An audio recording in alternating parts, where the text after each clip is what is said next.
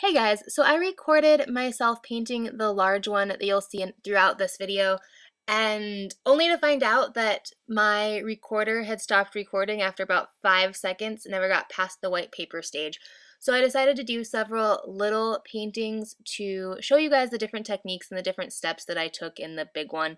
And also it'll give you some more variety and be a little bit more interesting as well. So you can tell that this is the way I work a lot with watercolor. I layer and layer and layer. I love working with tiny brushes. I love doing lots of detail. You can see the layering and layering and layering on. This one, I blotted out a little bit of the color in the bright pink one, and then put it back in, then blot it out again, then put it back. I'll do that a lot as well to get the consistency or the smooth flow that I want. But also with watercolor, you kind of have to let it do its own thing. It is watercolor, and it does things differently than other types of paints. You just kind of have to let it work and do its own thing. See, I'm putting in some of the details. I'll come back and edit. So these ones are all in response to the breast cancer awareness campaigns. I chose pink for breast cancer, and then purple I believe is all cancers. And the other colors are mostly just aesthetic, so they look good. But my real focus was the pink and the purple colors as well. And I love to do women that represent women that I've met or women that I know or women from stories that I really respect. And I think that women struggling with cancer and those types of and other health issues are women who deserve a huge amount of respect and should be acknowledged. And that's why we're doing the Think Pink art tag. So you can see I'm going back in, adding more details. I do a lot of layering. You can see I took a bunch of the color off with the paper towel in there. Now I'm putting some bright yellows back in. I think I'm happy with how most of them turned out. I wish I wouldn't have gone so dark with the one with the pigtails in the end. You'll see it later on.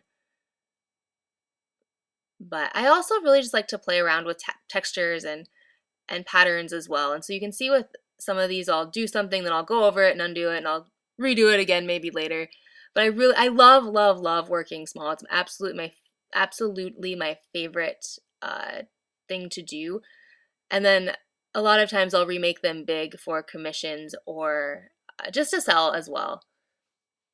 We have a series of 4 of these women figures. I guess it's 2 women figures in the middle, and then one henna design on one side and lotus on the other side. We have them hanging up in our basement. Or it's not our basement, our main floor. With the gray, you can see that I mixed my own gray. I never use black from the tube. I don't even think I have a black. I might have a Payne's gray that's dried out. I use gouache sometimes for white, but my whites and blacks I use the paper and mix my own. The grays and blacks that I mix, I use a green, a red, and a blue. If you use bright green, red, and blue, you'll get a brown, so I use like the darker ones. I am blanking out on the names. I'm so sorry. I just kind of look at colors and have learned how to work with them. I'm not very good with the names, which I need to work on that, so that'll be good. The more of these videos I do, the more I can get color names for you. If you want color names, message me in the bottom and I can.